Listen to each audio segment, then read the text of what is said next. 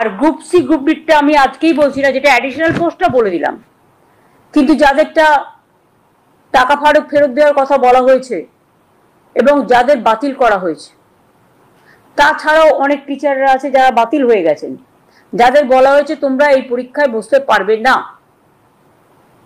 তারা অন্য ডিপার্টমেন্টে জয়েন করতেই পারে, কোর্ট সেটাও বলে দিয়েছে। সুতরাং আমরা এডুকেশন ডিপার্টমেন্টে যেমন আমাদের লোক প্রয়োজন, কারণ ঘন্টা বাজানোর লোকও নেই, রুম পরিষ্কার করার লোকও নেই, তালা বন্ধ করার লোকও নেই এই ঘটনার ফলে, সেই রকম যেমন আমরা অ্যাডিশনাল গ্রুপ সিডি নিচ্ছি, সাথে সাথে যারা এডুকেশন ডিপার্টমেন্টে কাজ করছেন অথচ তাদের সবারটা বাতিল হয়ে গেছে, ম্যাক্সিমামটা বাতিল হয়েছে, গ্রুপ সি গ্রুপ ডি সবটাই ওরা এডুকেশন ডিপার্টমেন্টই নিতে পারবে এসএসসি। হ্যাঁ, তাহলে ওরা এডুকেশন ডিপার্টমেন্টেও অ্যাপ্লাই করতে পারে। ওরা তাছাড়াও আমরা আরো 3-4টে ডিপার্টমেন্ট অপশন দেবো, কিন্তু সেটা আমরা আলাদা করে নোটিফাই করব, কারণ যেহেতু ওটার সাথে এটার সম্পর্ক নেই। আর আমরা যেহেতু চাই না কারো চাকরি চলে যাক, কেউ ব্যাংক লোন নিয়েছে, কেউ গাড়ির লোন নিয়েছে, কেউ বাড়ির লোন নিয়েছে, কারো বৃদ্ধ বাবা মা আছে, কারো ছেলে মেয়েরা আছে, তাই মানবিকতার স্বার্থে তারা নিশ্চয়ই অ্যাপ্লাই করতে পারে, এডুকেশন ডিপার্টমেন্টেও করতে পারে, এবং তাছাড়া আরো 3-4টে ডিপার্টমেন্ট আমরা দিয়ে দেবো, যাতে যেটা তারা প্রয়োজন মনে করবে সেই নোটিফিকেশনটা আমরা 3-4 দিন পরে করে দেবো। গ্রুপ সি গ্রুপ ডির ক্ষেত্রে আগে টিচারদের নোটিফিকেশনটা হবে 30শে মে, যেহেতু 31শে মে লাস্ট ডেট।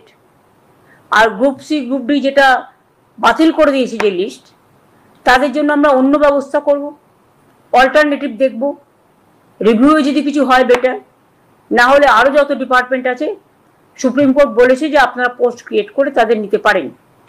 সুতরাং আমরা 3-4টে ডিপার্টমেন্টকে বেছে নেব, সেটা কথাবার্তা চলছে, আইনজীবীদের পরামর্শও নেওয়া হচ্ছে, এবং সেটা আমরা 31শে মে টিচারদেরটা করার পরে অ্যাফিডেভিট আমরা 3-4 দিন পরে গ্রুপ সি ডিটা আলাদা করে করব।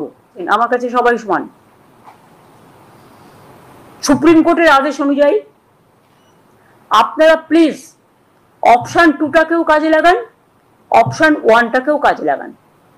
অপশন 1 যদি হাত থেকে বেরিয়ে যায়, তারপরে যদি অপশন 2 রিভিউ করেও আমরা যদি বিচার না পাই, তাহলে কিন্তু আপনাদের আর সুযোগ থাকবে না চাকরিটা ফিরে পাওয়ার।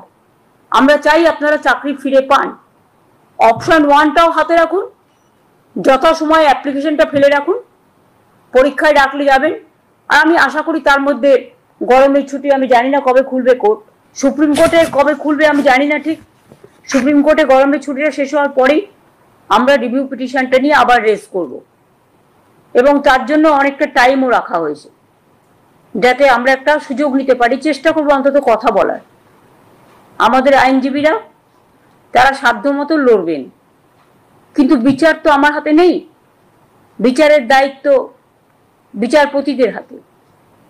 সুতরাং আমরা মানবিকভাবে তুলে ধরব যাতে তাদের লিস্টটা বাতিল করা না হয় এবং তারা যেন চাকরিতে সুযোগ পায়, যেটা করে যাচ্ছে।